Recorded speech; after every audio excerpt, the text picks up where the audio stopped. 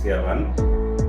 Saya di Kantor Balai Pelestarian Cagar Budaya Provinsi Kalimantan Timur sebagai pejabat fungsional yang disebut dengan pamong budaya ahli Buddha. Nah, dalam kegiatan kajian sumber daya budaya di wilayah IKN, saya selaku penanggung jawab kegiatan yang mengkoordinir dan memberikan masukan arahan terkait dengan tim selama pelaksanaan maupun sesudah pelaksanaan.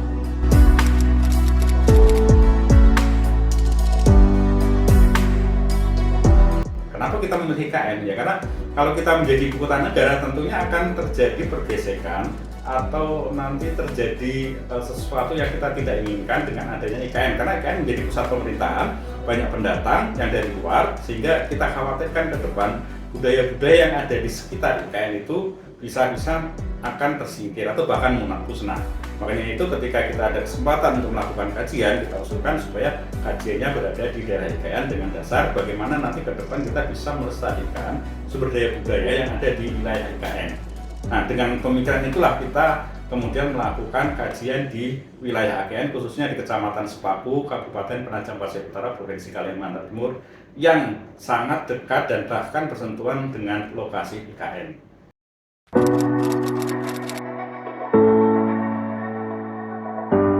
Untuk metode yang kita gunakan itu lebih banyak kita melakukan wawancara dengan tokoh yang memang sudah kita sorting ya, kira-kira siapa yang layak untuk kita wawancari, dan tentunya kita melakukan pemilihan sampel untuk wawancara Intern Farman ini adalah berdasarkan kepada pengalaman, kemudian juga berdasarkan kepada track recordnya. Yang kedua terkait dengan kunjungan lapangan, kita juga melakukan pendataan langsung khususnya terkait dengan cagar budaya. Kita melakukan pengukuran di lapangan, pemotretan dan penggambaran terhadap objek yang diduga cagar budaya di wilayah Kabupaten Penajam Pasir Utara.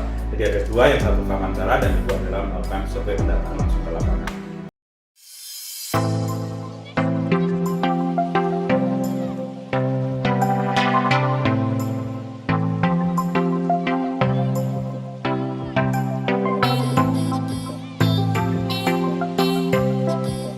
Nah, di IKN wilayah IKN khususnya di Kabupaten Penajam Pasir Utara itu kita ingin mendata apa aja sih potensi yang ada di situ, baik cagar budayanya maupun 10 objek kemajuan kebudayaan. Kemarin kita sudah mendata beberapa cagar budaya, termasuk salah satunya adalah makam, kemudian ada meriam, dan terbaru sebenarnya ada potensi yang cukup bagus, itu prasasti yang berada di Kecamatan Penajam. Tapi karena waktu kita memang belum sempat melakukan kunjungan lapangan untuk mendata lebih lanjut dan menganalisis prasasti dengan huruf Jawa. Ya, ini prasasti yang cukup luar biasa sebenarnya. Di daerah wilayah Penajam itu ada prasasti yang ditulis dengan huruf Jawa baru. Ya, dan kemudian di bawah prasasti itu ada gambar tapak kaki yang dipahatkan seperti gambar ingat prasastinya dari Purnawarman. Itu dari sisi cagar budaya. Nah, dari sisi sumber daya budaya yang non benda, ini kita beberapa survei kami di lapangan itu menunjukkan bahwa potensi yang ada di Kabupaten Penajam Pasir Utara dari sumber daya budaya non benda ya cukup luar biasa. Salah satu yang paling menonjol bagi kami itu adalah potensi upacara adat Belian. Dan kami kemarin sudah melakukan kunjungan dan wawancara dengan tokoh adat Pak Mulung, ya, nama lengkapnya sih Swiss Santoso. Pak Mulung itu adalah pemimpin ritual Belian. Ya, beliau sangat menguasai dan ini diwariskan dari orang tuanya. Nah, potensi yang ada di dalam aktivitas ritual Belian itu sangat banyak sekali. Nah, di situ tersimpan sumber-sumber daya budaya dan fasilitas pendukung kebudayaan yang selama ini belum banyak dikenal. Sebagai contoh misalnya, dari sisi makanan, kuliner. Ketika acara Belian itu mereka akan menyajikan beberapa kuliner, makanan-makanan khas tradisional yang tidak ditemukan pada hari-hari biasa di Kabupaten Penajam. Kemudian dari sisi fasilitas pendukung untuk acara ritual dari jenis-jenis tanaman, kita mengidentifikasi kemarin ada 110 jenis tanaman yang dipakai untuk pendukungan acara Belian tersebut. Nah, jenis-jenis tanaman inilah yang tentunya ke depan juga harus kita lindungi, karena perlindungan sumber daya alam itu sangat mendukung kelangsungan daripada aktivitas budaya. Misalnya, kalau pohon-pohon itu sebagian sudah hilang, ya, mereka akan mengadakan upacara Belian. Dari mana mereka mendapatkan pohon itu? Bisa mungkin ya, tapi jauh. Ini kan sangat menyulitkan. Nah, inilah tujuan kita, bagaimana kita bisa melakukan pendataan, inventarisasi terhadap beberapa fasilitas atau sumber daya alam yang dimanfaatkan untuk keperluan ritual. Ini salah satu contoh tadi adalah belian. Kemudian juga ada ukiran PPU juga sangat khas, dan kita hanya dapat menemui satu tukang ukir.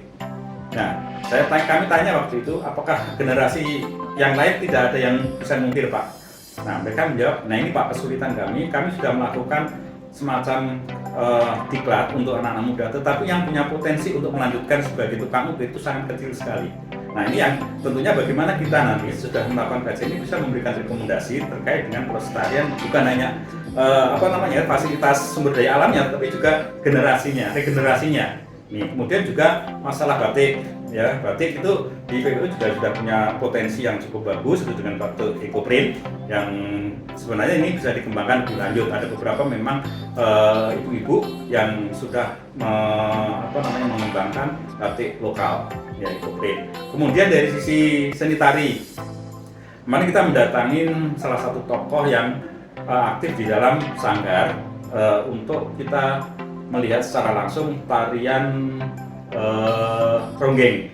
Ya, tarian ronggeng ini memang khas Pasir, dan potensinya waktu kita datangi ternyata anak-anak muda dari mulai SD, SMP sampai SMA, bahkan yang sudah kuliah pun mereka masih ikut. Nah, ini kan cukup membanggakan ya, bahwa masyarakat atau generasi muda itu sudah ikut berpartisipasi di dalam pelestarian seni tari tradisional, khususnya dalam hal ini adalah ronggeng. Ronggeng juga ada beberapa versi, tetapi apapun versinya, yang jelas bahwa generasi selanjutnya itu sudah ada kepedulian terhadap upaya pelestarian seni tarinya itu sendiri.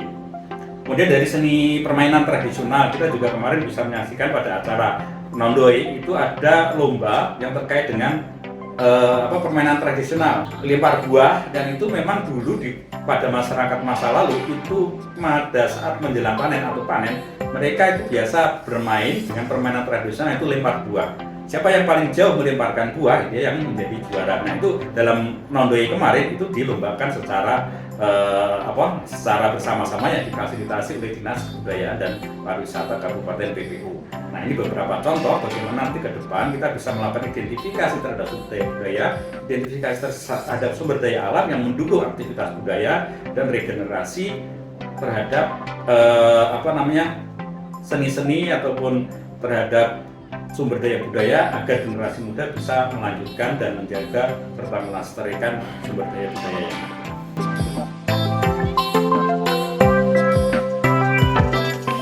Assalamualaikum warahmatullahi wabarakatuh. Salam sejahtera untuk semua. Ini merupakan riset awal mengenai potensi sumber daya budaya di kawasan ibu kota negara atau IKN yang berguna untuk memetakan data sosial budaya di daerah sekitar IKN sebagai bahan pertimbangan nantinya untuk merumuskan kebijakan yang terkait dengan pengelolaan ataupun pelestarian kebudayaan di masa yang akan datang di Kalimantan Timur dan sekitarnya. Harapannya dengan kajian ini kami dapat memetakan apa saja potensi sumber daya budaya terdapat di kawasan IKN yang mencakup Kabupaten Penajam, Pasir Utara, dan Kabupaten Kutai Kartanegara, dan bagaimana strategi pelestarian sumber daya budaya tersebut seiring dengan giatnya pembangunan ibu kota Nusantara. Apa yang kami dapat lakukan ini adalah sebagai bagian dari upaya untuk melestarikan budaya yang diwariskan oleh para leluhur sebagai sebuah identitas daerah ataupun bangsa. Wabillahi taufiq wal hidayah. Assalamualaikum warahmatullahi wabarakatuh.